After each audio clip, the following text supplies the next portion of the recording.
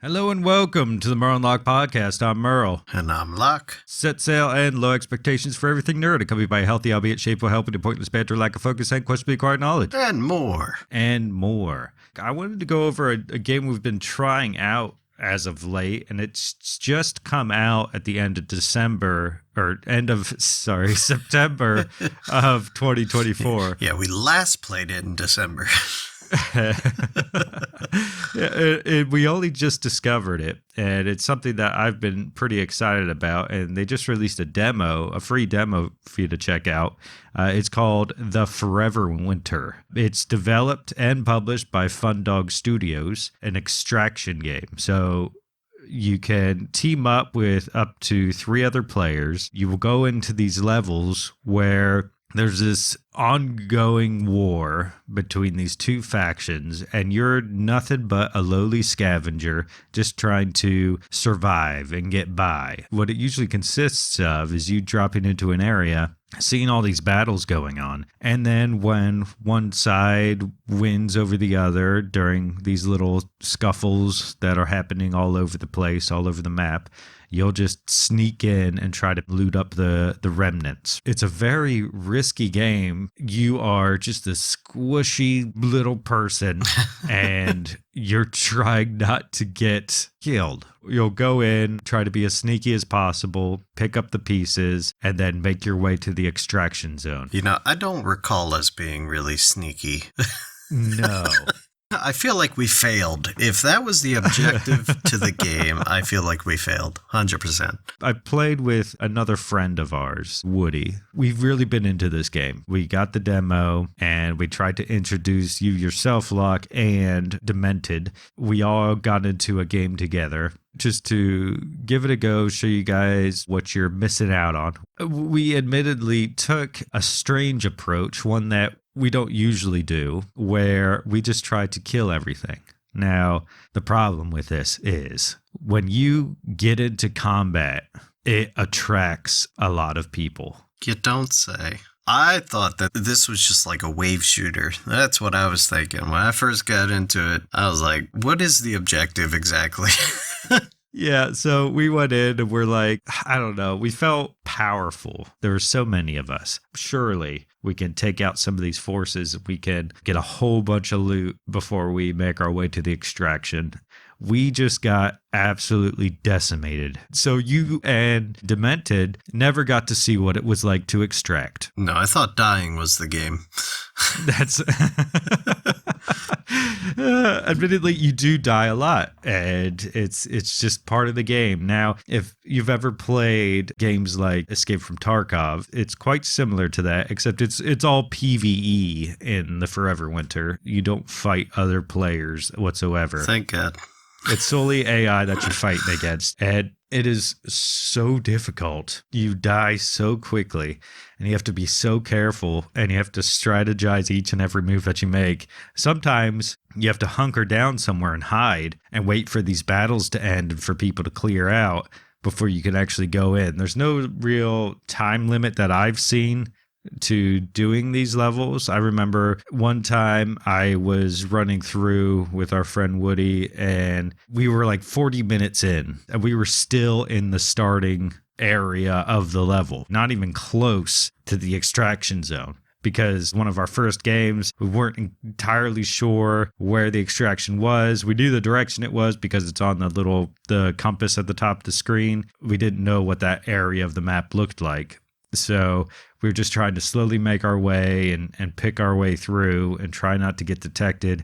We got to a point where we found this crashed ship that was just full of all these cyborg creatures that were crazy, like Terminator style, right? They didn't have any guns or anything, but they would start sprinting at you and try just to beat you to a pulp, and they are very strong and they'll take you down very quickly. We were sitting there, we took out a few of these cyborgs, and they just kept spawning, coming after us wave after wave until we had no ammo left. There's this thing that we found out: if you loot something that is extremely valuable, it will attract these hunters, they call them. It's this giant mech suit. It has all these miniguns on it and maybe rockets. I can't quite recall. but it will just hound you and it will not let up. It'll hunt you down to the ends of the earth. Thank God I didn't see that. Did I see that? I don't remember seeing that. I don't think so. It always knows where you are. You can't hide from it. You just have to run. Love that. Don't hate it at all. Yeah, we picked up something that was extremely valuable. We got a little notification on the screen saying that you're being hunted. And we're like, oh no. So we just start booking it. There's these rounds flying everywhere. We're being chased by this giant mech suit. We have all these other battles that we're trying to circumvent and not get in the middle of those fights. I remember Woody went down. I was like, I can't even come back for you. I was like, it's too hot. There's nothing I can do for you. I'm sorry. So you left him. Terrible. Yes, I left him. I left him to die, unfortunately. I got close to the end, or to the extraction. I remember I got to this area. The thing on the mini map said it was there somewhere. I ran up these stairs, gunshots going off behind me. I get up to the top of these stairs thinking I'm right there at the extract. And then I'm faced with an entire battalion of cyborgs that just come leaping at me and just beat me to death. So you know what? It serves you right for leaving a man behind. That was karma right there. That was bad, admittedly. It went very poorly. And I remember when all four of us were playing, you called it a night because it was getting really late. It was probably like 3 a.m. for you, and you finally threw in the towel. I was practically running into walls, and then I was like, oh, there's a cyborg there. And I just kept running and then almost fall off the face of the map. I was having a terrible time. After you left, we told Demented, we were like, all right, bud, we're going to get you to extract. And I remember one level we were running, it was going smoothly, and we got to a point where it started getting a little stuffy as far as the amount of AI enemies that were kind of crowding the area that we were in. Woody was pretty far out in front of us, and he was hunkering down. He's like, just come to me, and we can start making our way to the extract. It'll be no problem. Me and Demented, we start hunkering down, slowly making our way forward over to Woody. And this drone starts coming down. We're just like, okay, just play it cool, take it slow. And Demented, I think he got a little nervous, gave away our position. And these drones just came down upon us and started raining hellfire. So I was like, run. So we start running. He's out in front of me at this point. He gets shot down. I look behind us thinking I was going to try and revive him, but I look behind us and there's all like this whole squad of enemies and drones coming down on us. And I'm like, I'm sorry. And I just run out. There was no saving him at that point. And I just run away, and me and Woody, we make our way to the extract, and we're able to get out. So unfortunately, we didn't give him the experience of, extracting. And we were so close. He was so close, but just that nervous little movement that he made that got the drone's attention, and everything went wrong. So it kind of sucked, but I mean, that's the nature of the game. You make too many mistakes, and you're going down. You're not making it out. Naturally. It's one of those games, too, where sometimes you have to think very quickly as far as saving your buddies. Naturally, yes, you want all your buddies to make it out. Except for you. You'll leave them to die. Yeah, except for me. But if you're at a point where, there's a lot of enemies around, you have to make a very quick decision of, am I just going to leave you to die, or are none of us going to make it out? That's usually the one that I choose. None of us are making it out.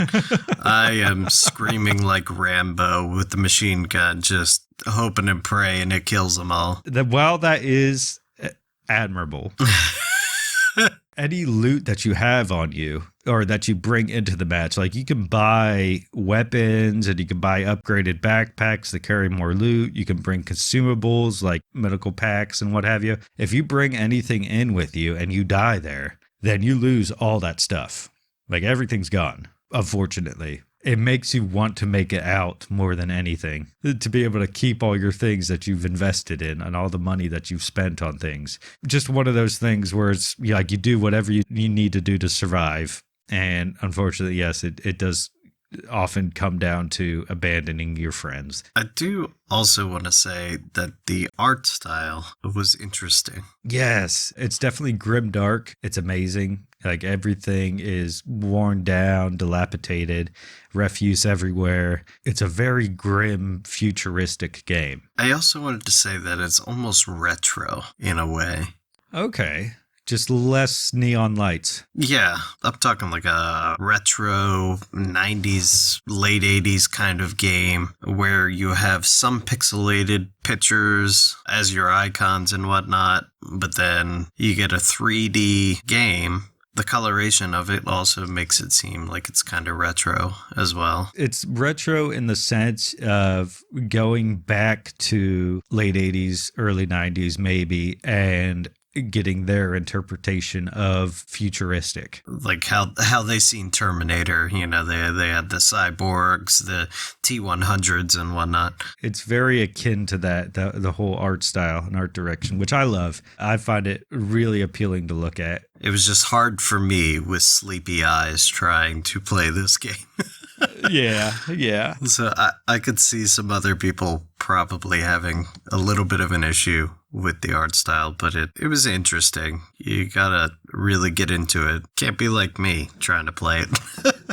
I love this game. I love the direction that they're going. So far, I love the developers. I think they're doing a fantastic job. Now, there is some gripes about this game. It's an early access title, right? So that's completely understandable that they're going to have a lot of issues. Biggest issue right now that I see is their client-side servers. The server will be run on whoever's hosting the game. That presents its own bundle of problems. What we've been experiencing is constant either crashing or dropping out of other people's games, which is very frustrating. Our friend Woody, he's kind of fed up with him. I think he has one of the best rigs out of all of us. He has a very new rig and he is having so many problems. He did say that he looked it up online to see if there was any commonalities with the problems. A lot of people were saying with the NVIDIA 4000 series, they have a lot of issues for some reason. Haven't been able to pinpoint what it was exactly. Pretty unfortunate when it happens, when you bring all this stuff into a match and you're getting all this loot and you're right near the extract, then all of a sudden you drop and you lose all your stuff. But I know it being in early access, it'll be, I have faith that it'll be fixed rather quickly. They also have this system in place where you have to collect water for your base. Now, you collect all this water, and the more water you have, the more merchants come into your base, and you can build up reputation with the merchants, and the better reputation you have, the cheaper they'll sell things to you for, and the more they'll pay you for your trade goods that you bring back from these missions. But over time, your base loses the water that it has. It starts degrading over time. So if you don't log in like every day and put more and more water into your base, you'll start to lose merchants. Yeah, no, I don't think I'm a fan of that. Well, not many people are. A lot of people have gripes about it. They did just come out with a little bit of a revamp for it. I'm not sure exactly what it entails. I have a feeling that it's better. I don't know exactly. It may just be in game time now. I can't confirm that. I would also say as a loophole to have it as an enable feature where if you want that level of difficulty, you can enable it. I could definitely see that being a pretty viable option, especially since it's not PvP whatsoever. So it's not like you have the upper hand on somebody from enabling or disabling that feature. We'll leave it up to developers. We'll see what they end up doing with it. But their whole message and everything that they represent at Fun Dog Studios, I'm really behind it. They don't want to do all these microtransactions or all these things that you're so used to with AAA titles. I respect it a lot. They've only been around for like a few months, so we'll see how they get on. I mean, so far, I have faith, and I love the product that they're pushing out. I love the message that they're pushing out, and I'm excited to see where this goes. If you enjoy the Merle and Locke podcast, please consider becoming a patron by going to patreon.com/MerleandLocke or simply follow the link in the description. Thank you.